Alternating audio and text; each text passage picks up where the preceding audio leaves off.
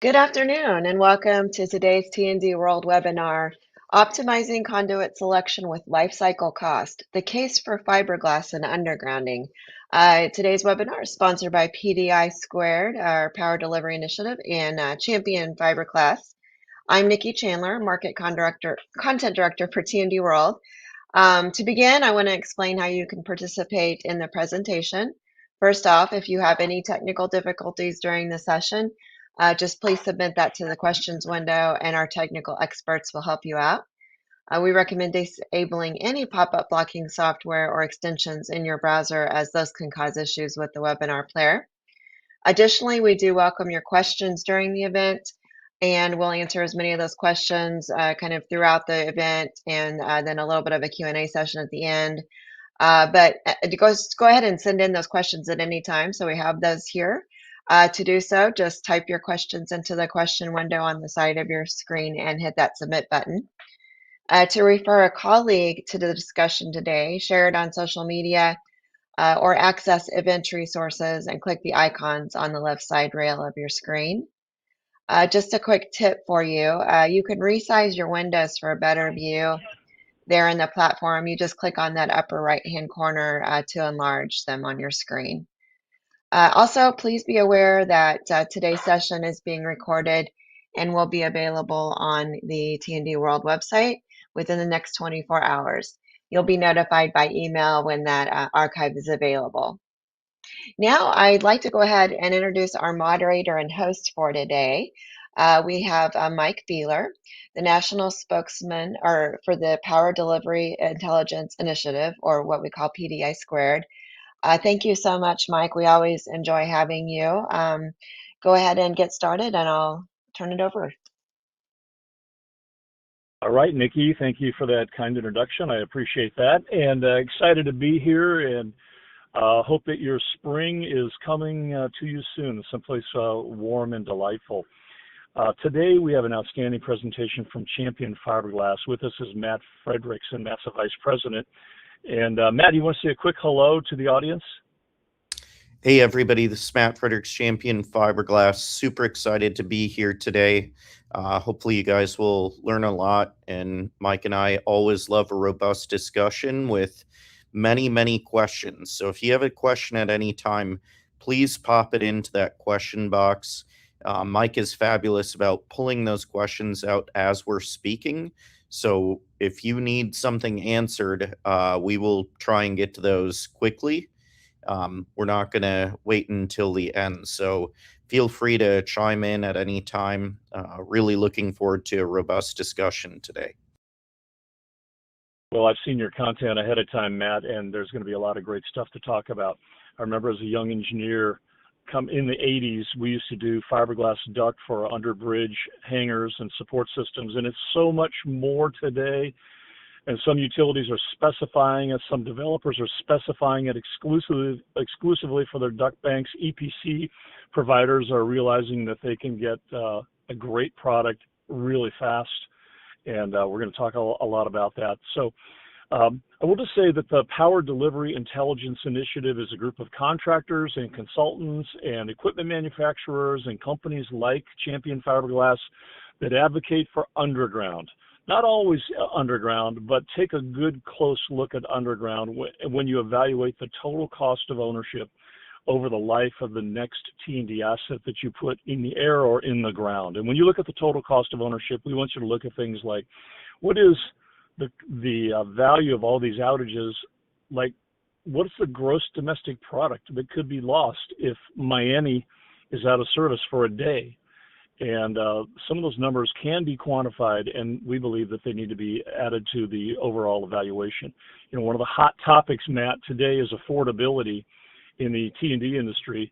Sustainability and resilience, certainly, but affordability. And so we want to do things that are very prudent in the eyes not only of our stakeholders and especially our regulators and ultimately our customers. So PDI Squared exists to advocate for underground, and we think we really appreciate having a board member like Champion Fiberglass. So without further ado, Matt, I'm going to turn it over to you. You've got a rich deck here, and let's get through it and send in your questions as we go. And at about 15 till the top of the hour, we'll start answering those questions if we haven't already answered them. So Matt Fredericks, take it away. Thank you, Mike. Looking forward to it. So today's topic is optimizing conduit selection with cycle costs.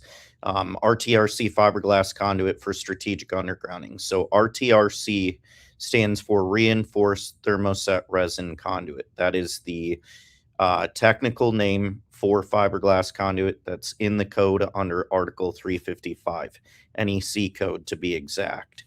So really what we're going to talk about today is we're going to talk about why life cycle cost analysis is absolutely critical for underground infrastructure planning. And that goes for utilities, but it also goes for private entities as well, whether it be data centers, large industrial facilities that are looking to optimize or rather reduce downtime. Actually, I will mention yesterday, I don't know if anybody was in the area yesterday, but I I had a bit of a planes, trains, and automobiles situation. I ended up having a flight canceled out of LA and had to go over to John Wayne, and I found out that the entirety of the Denver airport was without power yesterday. They had a massive outage. So going back to what Mike was saying, what's the cost of an outage or non-reliability? Well, these outages not only impact utilities, but they impact facilities like an airport or a campus, like a college campus, which a lot of them have their own utilities. We will also identify the key technical factors that influence conduit performance and really just decision making around conduit in general. We're going to talk about how the different conduit types and materials compare to each other and how they're all used in underground electrical systems. And then I hope to demonstrate why fiberglass conduit really supports total cost of ownership and long-term reliability. So we'll talk a little bit about trends here. On Tuesday, I had a lot of time to think about this presentation. I was driving from San Luis Obispo down into LA after making some calls. Traffic was very, very bad, so I ended up getting rerouted through the Malibu Canyon, and I ended up driving through Malibu and then right past the Pacific Palisades and saw massive devastation from the wildfires that happened there. So certainly wildfires, storms, reliability are really influencing the trend in undergrounding. Of course, that comes into total cost of ownership as well.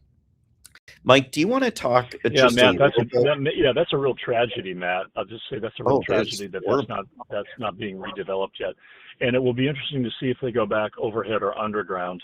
A little bit of a challenge, what gets built first, the house or the commercial entity or the infrastructure that feeds it with electric, gas, water. I guess not gas, but electric and water and sewer. So interesting to see Yeah. how that develops. None too Yeah, soon. it's pretty interesting. And obviously, that area has some challenges too because it's very mountainous, it's extremely rocky. But there are some opportunities, perhaps near the shore, near creek beds, where you could run significant amount of conduit or cable underground. So there are ways of doing it. One thing I do want to talk about is the PDI squared does have a real case for undergrounding and a model showing how many years it will take to pay off strategic undergrounding per state, which we did in conjunction with local contractors. It's a great tool. So if you get a chance to go on that website, and we spent an inordinate amount of time creating that tool. So if you're a contractor or utility, I would really encourage you to go to the PDI squared website to take a look at it.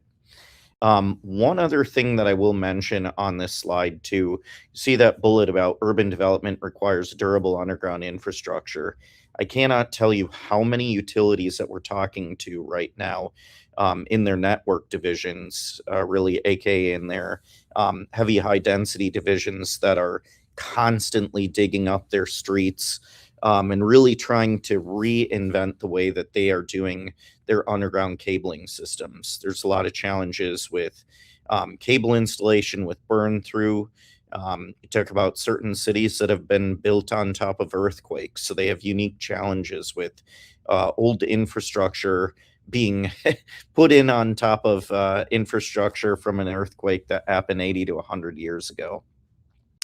But one last thing that I'll mention on this slide is, we really have an expectation in the utility space, and I would also say in the private sector space, of long asset life expectations, which means that we have to make better decisions regarding what materials we're using. You look at data centers,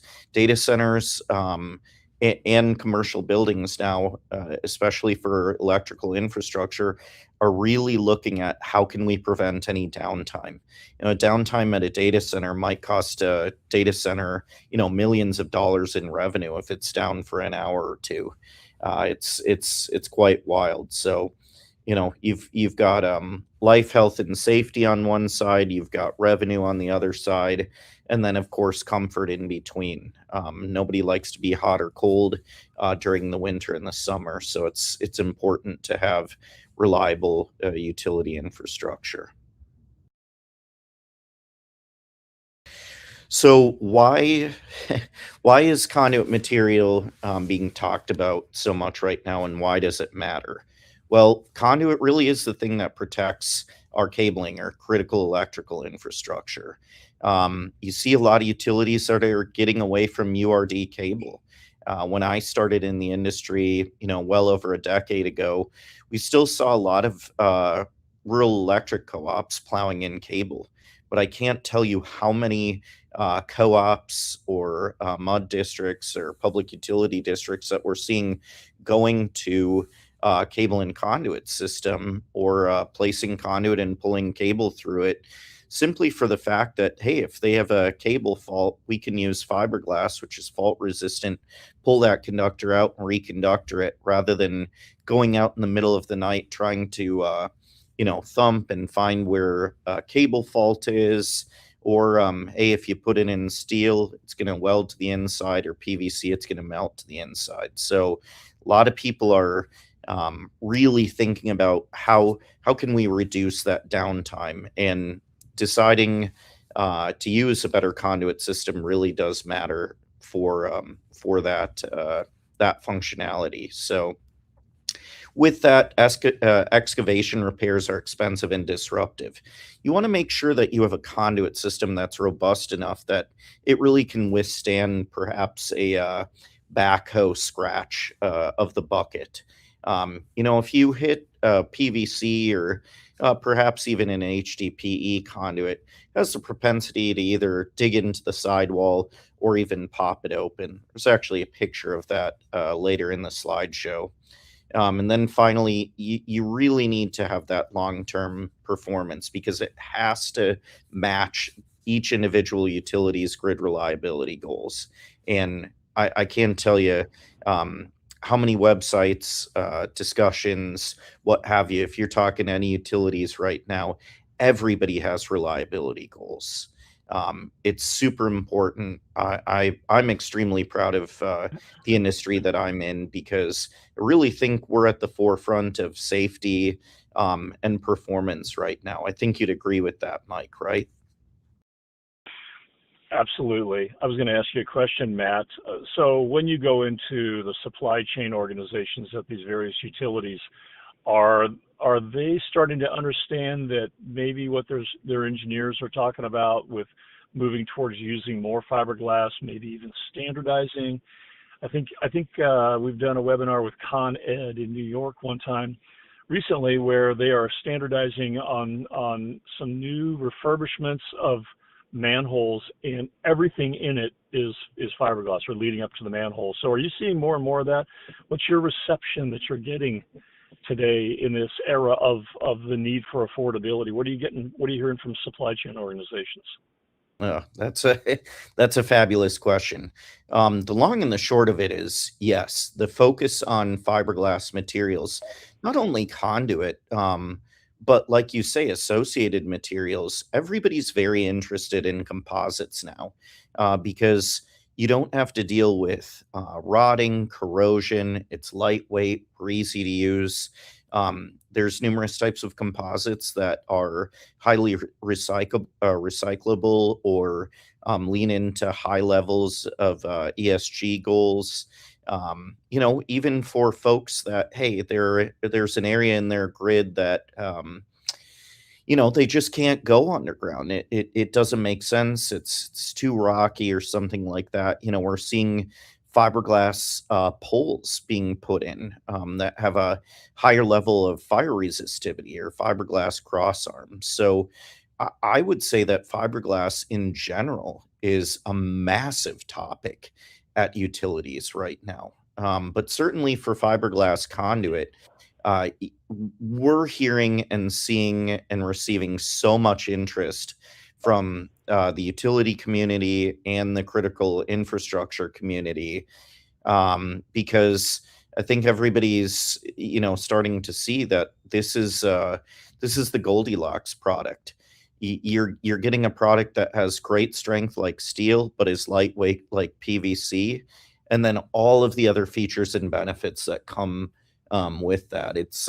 We feel very fortunate to be in the position that we're in right now. So you're going to trademark Goldilocks product?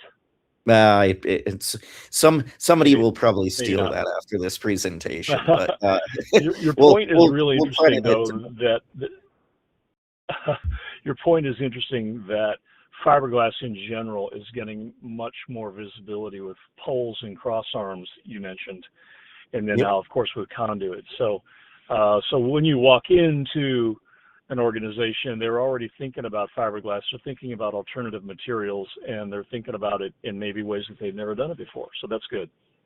Yeah, absolutely. Yeah, I mean, I think, of course, COVID-19 was absolutely horrible.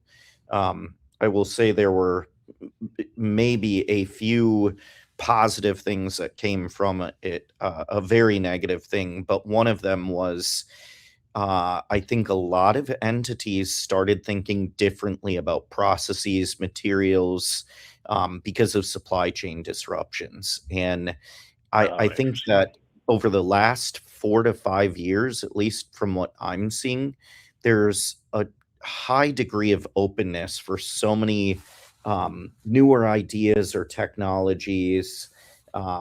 Yeah, it just seems like over the last 5 years, the utility industry has really opened their eyes to so many different avenues to really doing things differently and improving the level of service, reliability, sustainability. It's exciting to see. So Yeah, that's a good report. Thank you.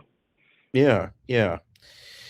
So I want to talk a little bit about limitations of first cost decision making. Now, one thing that I will say is I will say personally to me, I think that this title is really less germane to our electric utilities. In my opinion, I feel like our electric utilities have embraced total cost of ownership for a long time. But I wanted to bring this up because there are private entities and perhaps a few electric utilities that might struggle with this a little bit more. And where we really see this is on the procurement end. And it might be, focusing on the lowest price or the lowest initial bid, whether it be on the contracting side or on the material cost side. And in our personal lives, when we're making financial decisions like this, usually those types of decisions don't end up well. When we're talking about grid reliability, we really want to focus on what's going to be the most reliable, um, sustainable, long-lasting option rather than perhaps what is the least expensive option. And those short term comparisons, when you're looking at different types of conduits or poles or what have you, and you're just comparing purchase price to purchase price, it really doesn't lead you to having a good total cost of ownership or a long term asset model. And what ends up happening is, maintenance, replacement, contracted maintenance contractors, all of those things end up adding up. because you're having to maintain or fix, perhaps a more cheaply made or less quality product over time. So what we really need to focus on is how we can maintain that longevity in the system. And it really does come down to analyzing those features and benefits. So if you're not familiar with life cycle cost analysis, it is a lot like an iceberg. A lot of people just see that initial purchase price, but there's really four components that come into it. You've got installation costs, maintenance and replacement costs, operational risk, and reliability. Those are the four things that a lot of people don't look at. And that means that you need to evaluate the total cost of ownership over the asset life. That should be first and foremost when you're looking at perhaps a grid upgrade or a grid enhancement. It's how will this help the total cost of ownership over the lifetime or expected lifetime of this new build or upgrade? You really want to look at not only the installation, but the maintenance and replacement costs. One area that we see a lot of cost savings in for RTRC is the elimination or reduction in utility grade vaults, whether that be simple handholds or large precast concrete vaults. That's because our coefficient of friction is so much less than any other conduit type that you can pull further and therefore reduce the amount of pull points, splice points, and vaults. An average utility vault costs anywhere from $10,000 to $15,000. That would be one that a manhole cover sits on top of. The problem is the cost of maintaining that vault over a period of time can be well over $100,000, depending upon how long that vault sits in place.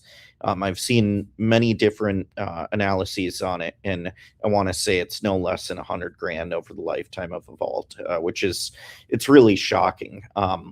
Back when I used to be a manufacturer's rep, I sold a product that was made for restoring the interior of those vaults. It was a great product, but it was extremely expensive.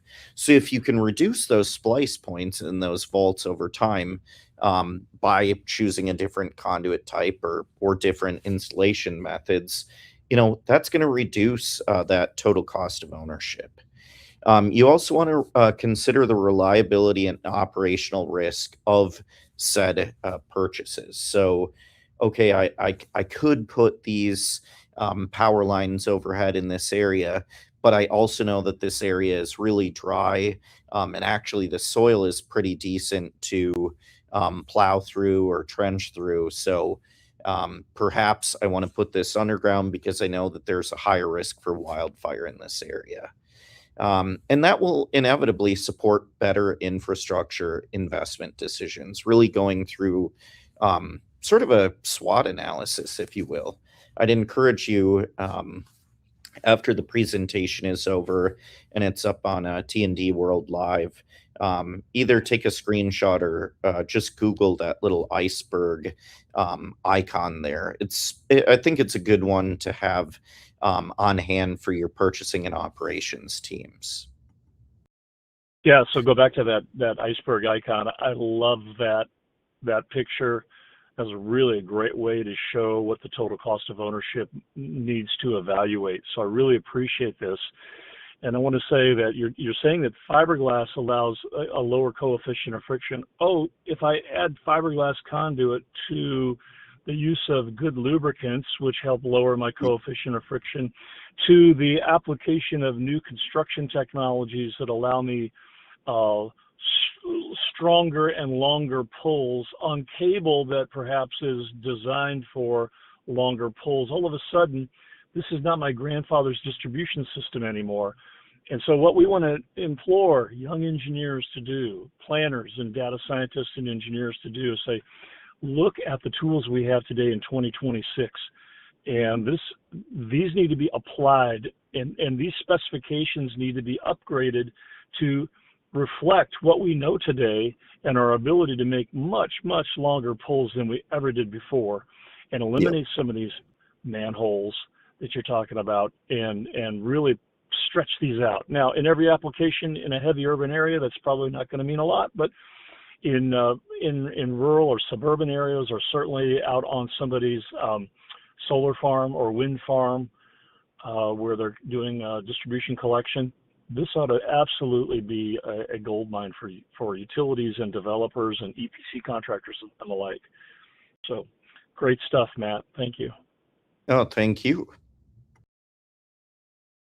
So here are some life cycle cost components to think of when you're going through your iceberg, if you will. You want to think about your initial material procurement cost, which again, you generally think about that regardless of the iceberg. Your installation, labor and equipment, your inspection, maintenance and repair, and then replacement cost and system downtime. That's really what's under that full umbrella of life cycle cost components. So what are the key drivers of life cycle cost? Well, for utilities specifically, these were really the four that I came up with that made sense to me. You've got corrosion resistance in underground environments, and I should have said it in both above grade and underground environments, but for the purpose of this presentation, there are issues with corrosion in underground environments.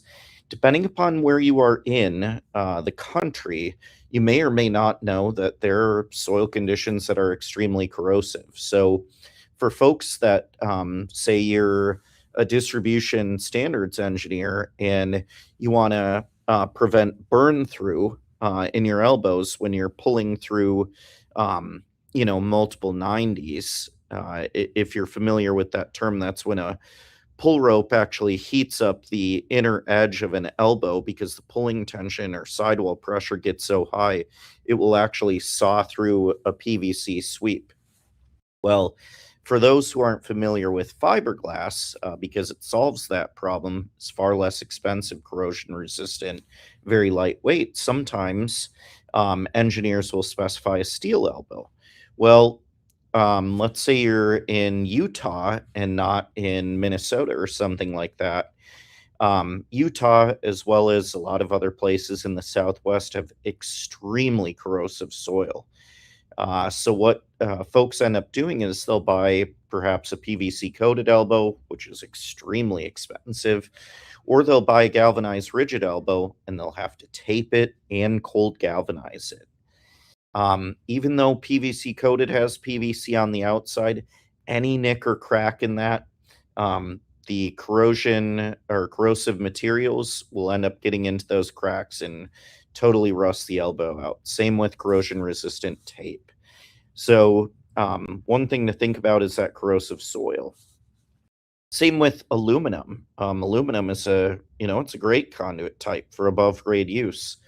But aluminum is made out of bauxite. So when you put it underground, it wants to turn back into dirt. So you can't use that below grade. That's why it's not recommended.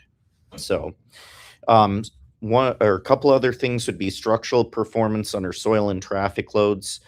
You certainly wouldn't want to put something like DB20, buried 6 inches under a roadway because it would collapse. So you want to make sure that depending upon soil compression, soil conditions, rocky soil conditions, where it is, if it's near a roadway or under a railway, perhaps you want to use a conduit that's a little more robust. Obviously long-term durability, and then of course installation efficiency and joint reliability. You want to use something that a contractor can put in easily. You don't want it to be cumbersome, perhaps like HDPE, where you're having to electrofuse couplings. Takes a couple minutes at each joint with a machine that could be anywhere from $10,000 to $50,000 a piece. So here are some underground environmental challenges to identify. One thing that I will mention, or rather that I mentioned already, was soil chemistry. Moisture exposure can degrade susceptible materials. So where is that water table? Are you sealing your ducts at either end? How are you maintaining, or rather preventing moisture intrusion into a duct? Are you using a watertight duct system?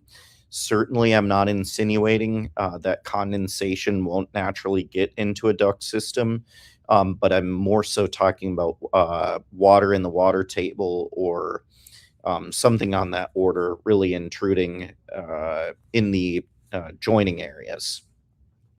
Ground settlement or ground shear is a massive issue. So you want to make sure that you're selecting a conduit type that can handle significant types of settlement and shear. And then, of course, chemical exposure from groundwater is a massive issue as well.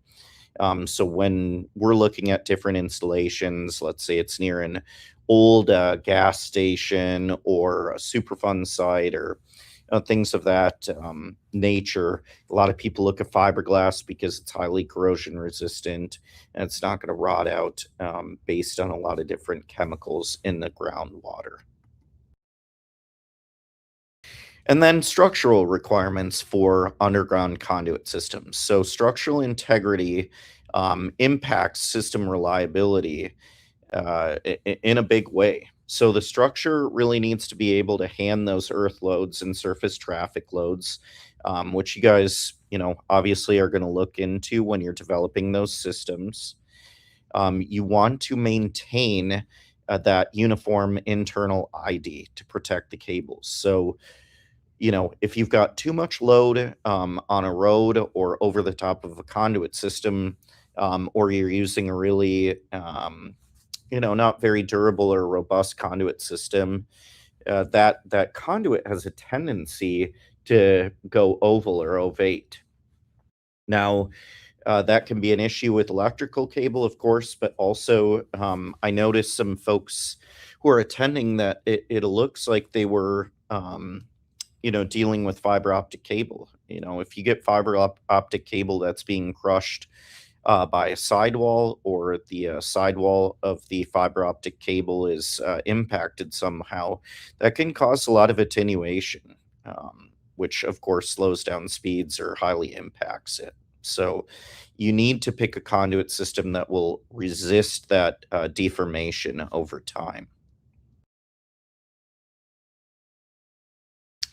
So, some installation considerations that you may run into. So, material weight affects handling and transport. So, if you're looking at different material types, apples to apples, I'll use fiberglass, steel, and PVC really as a three easy comparisons. So our 4-inch fiberglass for a 20-foot long stick weighs 14 pounds. So it's 0.7 pounds per foot. PVC weighs about 2.4 pounds per foot. Steel weighs almost 10 pounds per foot. So when I'm thinking about this, knowing that we have labor shortages in the country, worker fatigue, safety, things of that nature, if we're trying to get in systems faster, we're highly focused on safety in this industry. But like I say, balancing that with efficiency, I want to make sure that I have the most robust conduit system possible with all of the great features and benefits for my electrical cable and my electrical grid, but it also needs to be very, very efficient to install as well. So obviously weight is a massive consideration for that. Reduces the amount of equipment that you need to have in the field professionals, lots of things of that nature. Joining systems, of course, influence installation time. We at Champion have 2 joining systems for underground. One's concrete tight and not watertight. The other one is concrete and tight and watertight, neither of which require any adhesive, zero. So you completely eliminate the use of having to use adhesive below grade. You don't need to have a special MSDS for adhesive then. Whereas if you're using PVC, obviously you have to use PVC weld. Sometimes you might have to use mechanical couplings, which, depending upon the size of your conduit, can be anywhere from 50 to $100 a piece. And then, of course, with HDPE, you're either going to use a mechanical coupling or you have to use an electrofusion machine. So, to me, when I look at the options, I look at a system like we have that requires you to understand how to hit something with a hammer and takes a few seconds to put together, or I might have to, you know, monkey around with a mechanical coupling or deal with a solvent that I need an MSDS for, or deal with an electrofusion machine and wait for a couple minutes for that conduit to bond together. So I know the Matt, next. this is such a huge Oh, yeah, go ahead. slide. And you know, we encourage people to look at the total cost of the system, but how about the total cost of installation? If I'm an EPC contractor, I'm 100% all over this.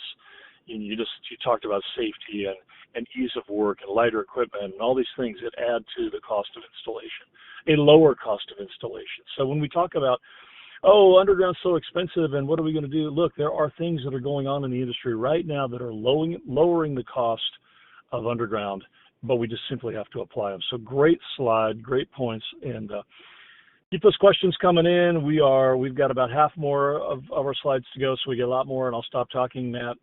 Great stuff. Thank you. So a little bit on RTRC. Some of you guys attending might be experts. Some of you may have never heard of this, but RTRC is reinforced thermosetting resin conduit. It's constructed using fiberglass reinforcement in the forms of glass rovings and then thermoset resins, aka resin and hardener. It's designed for electrical infrastructure as well as telecommunications applications, and it's used in utility, transportation, industrial, data center, institutional, and the list goes on. It's widely used. So material properties, really, what do you need to be thinking about? Like I say, when we think about making good total cost of ownership choices when it comes to conduit, well, RTRC has a high strength to weight ratio. It's very lightweight, but it's also very strong. Very high degree of compressive strength and impact strength. We often joke when we're at utilities or contractors that if you take our standard wall conduit and run over it in the parking lot with a half-ton pickup, it won't collapse. I can't tell you how many times my samples get stolen and ran over by a half-ton pickup or a line truck and were immediately put on standards. It's very, very strong. It's it's non-metallic, which means that the composition of the material eliminates any corrosion. We've eliminated, metal from the equation. If you guys are in the industry, you're probably hearing a lot about how expensive steel is and actually how difficult steel is to get right now. We're fortunate to have a very, very stable supply chain, and our product is 100% BABA compliant. All of our raw materials are made in America, and all of our manufacturing happens here in Texas. So very, very price stable product. We have excellent resistance to moisture and chemicals, being that we're non-metallic, and then obviously glass is a very hard substance, which equates to stable performance across temperatures, chemicals, many different aspects. We've got a higher rating for temperature than PVC.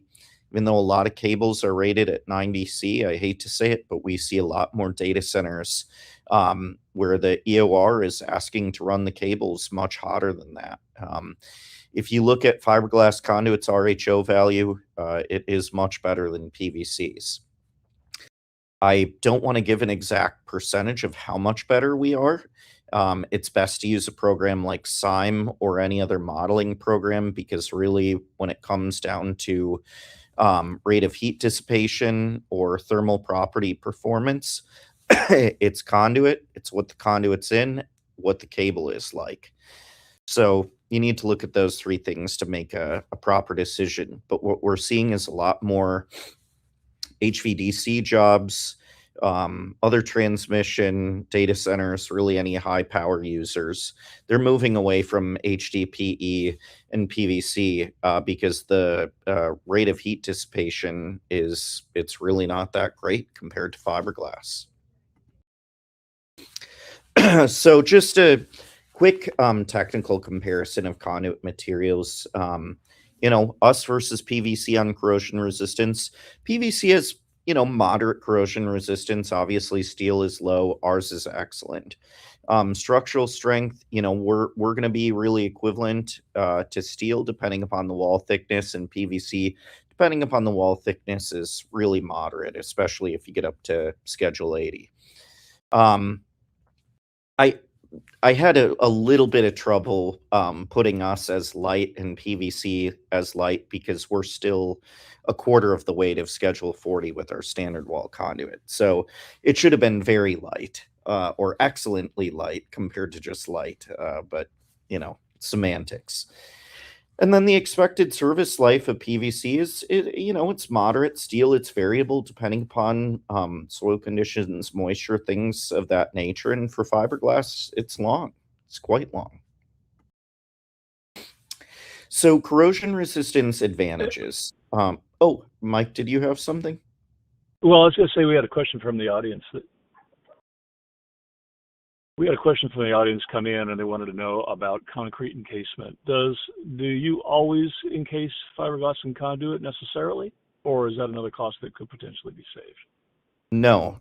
So I'm really happy that was brought up. So it does not, or fiberglass conduit does not have to be encased in concrete. Of course, a lot of people do encase PVC and fiberglass in concrete. But one thing that I'll mention is there are numerous utilities and entities that direct bury us, especially when they use our gasketed interference joint because it's got a high degree of pullout strength, it's watertight and concrete tight.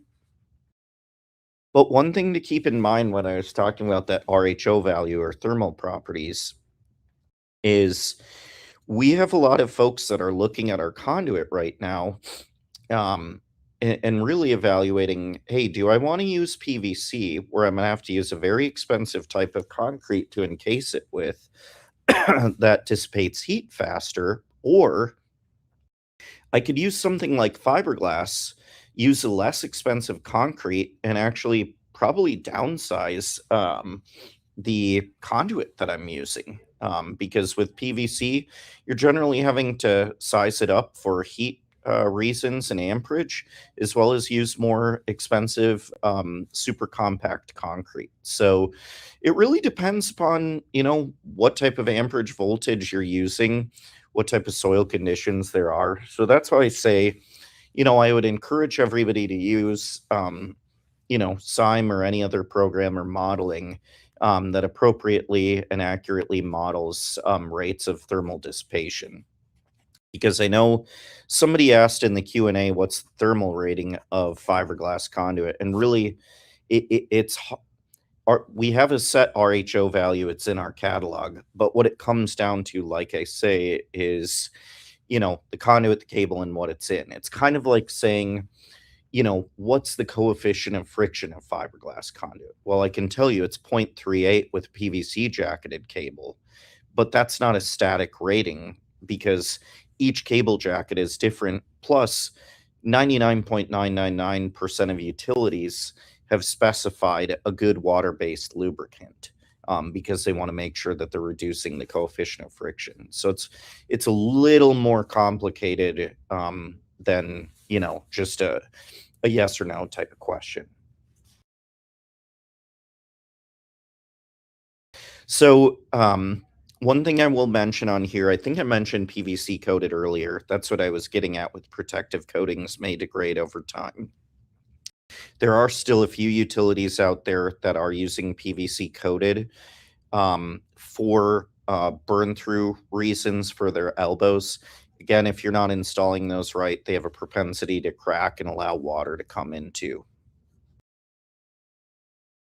So service life expectations, our conduit is engineered for multi-decade performance. You saw steel and PVC. PVC, it's going to be a moderate performance steel. You're really rolling the dice with it. We're resistant to environmental degradation, whether it be moisture or sunlight. We've got a UV inhibitor and a fire retardant in it. And our structural properties remain stable over time. If you go into our catalog, we've done xenon arc testing, 10,000 hour tests, as well as have many real world scenarios where a conduit has been out in the field for nearly 40 years. So thinking about using it for the riser on the pole itself? You mentioned UV protection. Oh, yeah. Do you use it for the riser? Yes. Yeah, we have numerous utilities that use it for a couple different reasons. One, it's non-metallic. So if they put it in an area where perhaps there's vehicle traffic happening and a car or snowmobile or something like that hits it, it's not going to heat up or energize that entire conduit system like it would with steel. We have a great UV inhibitor and a fire retardant in it. It's UL94VO, so it self-extinguishes in 5 seconds. And with a temperature range that's 100 degrees higher than PVC, honestly, it's a great opportunity or option to use for some system hardening or wildfire mitigation. We also are low smoke, zero halogen. So unlike PVC, if we're lit on fire, we're not going to emit toxic halogens, which reduces the amount of pollution or hazards when a wildfire is happening. And then on this one, excuse me, I just need to cough for a second. Well, y'all can keep those questions coming in, and appreciate your questions as they come. We got about 15 minutes left today. One thing I will mention on this is I did mention that we are fault resistant. We did that testing many years ago and have had numerous real world faults in our conduit system. So again, versus steel or PVC, it allows us to have the cable be easily pulled out and reconductored rather than melting or welding to the inside of that conduit.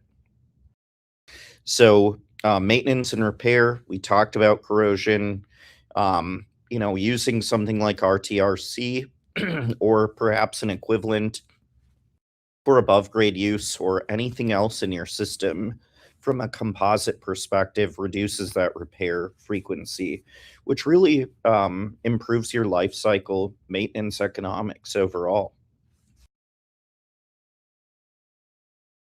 And then we talked a little bit about the fact that our joining system is glueless. It's very easy to install. There are actually tools that you can use now that make it very easy to hit this conduit together. If you look in the NECA manual of labor units or even on our website, us versus Schedule 40 PVC is less than half the time to install. There's a major electrical contractor, I believe they're the second largest in the nation, that did a co-branded case study with us. It's on our website. They saved 67% on labor versus Schedule 40 PVC in an underground project. So, little bit bullet point on this that I'll mention is these replacement events create major expenses. So if you're a utility, think about the fines that happen or the cost of downtime every time you have an outage. Is it worth it to buy an inexpensive conduit system, with perhaps a cheaper cable, a cheaper contractor, or do you spend a little bit more money up front, a little bit better engineering to eliminate those costs over time? We at Champion and PDI Squared obviously advocate for that total cost of ownership life cycle cost advantage.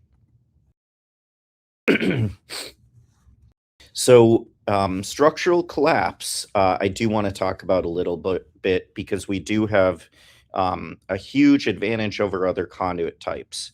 I cannot tell you how many times I've heard about PVC collapsing, especially in sandy soil as of late. So it's very important that you're paying attention to using a very robust conduit type, especially in areas of high soil compression. Those failures in walls can cause massive service outages. Even just that simple deformation can really damage those internal cables.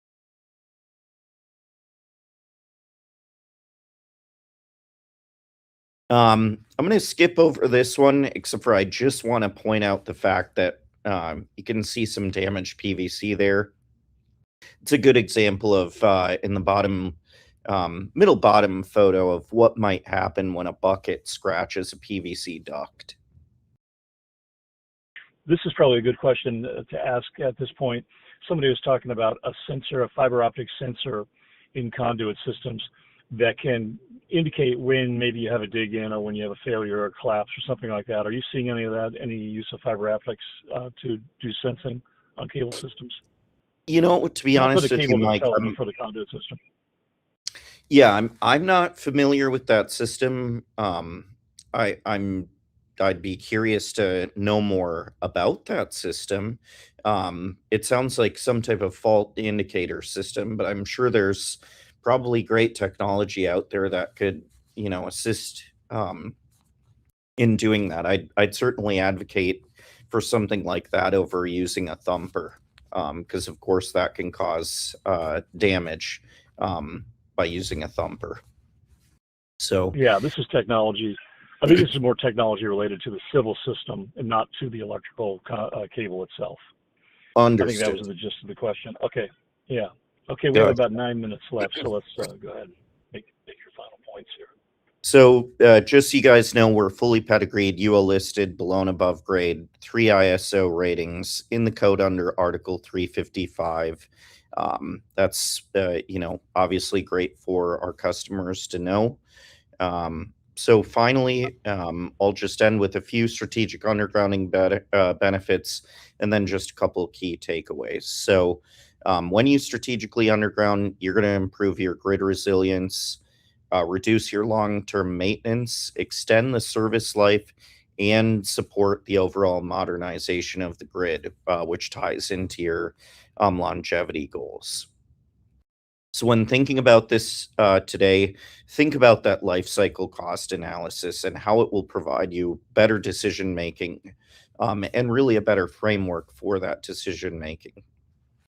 Please keep in mind that conduit performance does really impact long-term reliability. And fiberglass conduit not only offers a highly corrosion-resistant and durable system, but it should be a large part of your strategic undergrounding program, whether it be for distribution, substation, but even high voltage transmission.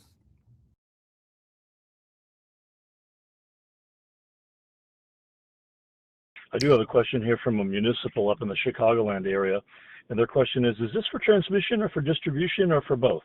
Are you doing some transmission applications, Matt? Yes. Yep. Yeah. We sell, a lot of 8-inch to large utilities for transmission. We have a high dielectric strength, and a very low coefficient of friction. So if you're pulling cable that's 22 pounds a foot, you want to have a pretty slick duct, but you also want to have a duct that's going to dissipate heat quickly, and be robust to protect that very expensive and important asset. So we are used a lot for both transmission and distribution. Got another question from a big IOU in the Southeast, and they want to know, are there particular applications where fiberglass cannot be used because of environmental considerations? Or has a lot of that been worked out already? That's a really good question. We do have a new ESG statement that we can send out. Fiberglass is pretty unique because it can be ground down, the resins can be burned off, and the glass can be recycled. Being that when it's burned, it doesn't release any toxic halogens. That's a huge deal. And I've even heard of some mud districts over on the West Coast talk about disavowing and disallowing the use of PVC below grade for ground leaching purposes. So, fiberglass is looked at as a, I don't know, I would say a pretty environmentally friendly option. Yeah, I think that's what I picked up in the last hour, that you had solved a lot of that. Let me ask you a question here. I am a 28-year-old civil engineer, and I've listened to your presentation. This time I've done my research. I agree. I got a couple of my buddies that are planners and analysts, and we agree. We want to modify our specifications. What would you recommend would be the first steps that I would take at my IOU or my large municipal or a large distribution co-op to go in and say, hey, we need to change the way we're doing some of these things. We need to change our standards, our specifications, and how would a young engineer start that and approach that? How would you advise them, and maybe how can you help them? Yeah, so what I would say is the low-hanging fruit would be the sweeps. Most utilities are using full planner programs like Polywater's Pull Planner or perhaps Southwire Simple. And if you're introducing a sweep into a pull that's got a third of the coefficient of friction of PVC and half the coefficient of friction of steel, really reducing the sidewall pressure and the stress on the insulation and the conductor.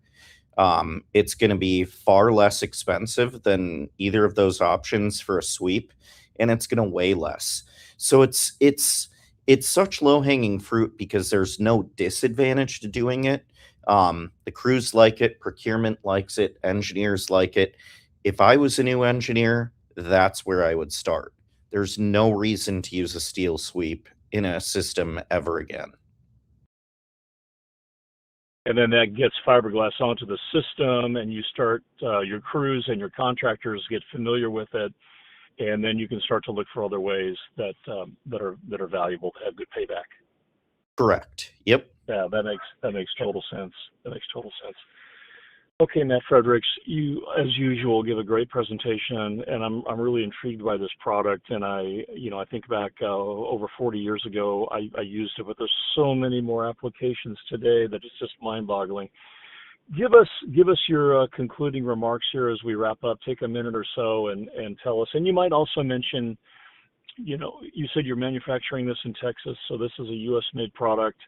And without being, anything proprietary, are you going 3 shifts, or is everybody buying this stuff? You having a hard time keeping up, or what's going on? We're doubling the size of our facility. It'll be completely doubled by June. We've been running 365 days, 24 hours a day since February of 2021. So we Wow. are blowing and going. The adoption is massive. For anybody submitting questions right now, I will 100% email you and answer them all. So I know we're wrapping up here, but do not worry, I will answer them. What I would tell you guys is the time is now. Aluminum's getting expensive, copper's getting expensive. PVC is a petroleum-based product. Steel's getting more expensive. Nothing is getting cheaper, and grid reliability is so important. So right now we're literally delivering you a silver bullet to solve your problems. Your installers will love it. The system performance is better. You're buying from a company that's still family owned. Everything's made in America with 100% American made raw materials. So it couldn't be a better time to adopt this product into your system. That's why we've experienced massive growth over our 38 years in business and are partnered with some of the largest IOUs in the nation. So please keep us in mind. If you have any questions, feel free to email me afterwards. We're very accessible and would love to meet with you. Well, Matt, thanks again. Great job today. There's your contact information for Matt Fredericks at Champion Fiberglass, and thanks for a great webinar today to kick off the springtime as we move into this era of the need for affordability and sustainability and resilience. And you answer all of those big 3 right there off the top. So On behalf of the Power Delivery Intelligence Initiative and Champion Fiberglass, we thank you for listening in today. We thank T&D World Magazine and all the folks over there for their kind participation as well. And we wish you a safe and innovative day and week and springtime, and thank you for joining us. Take care.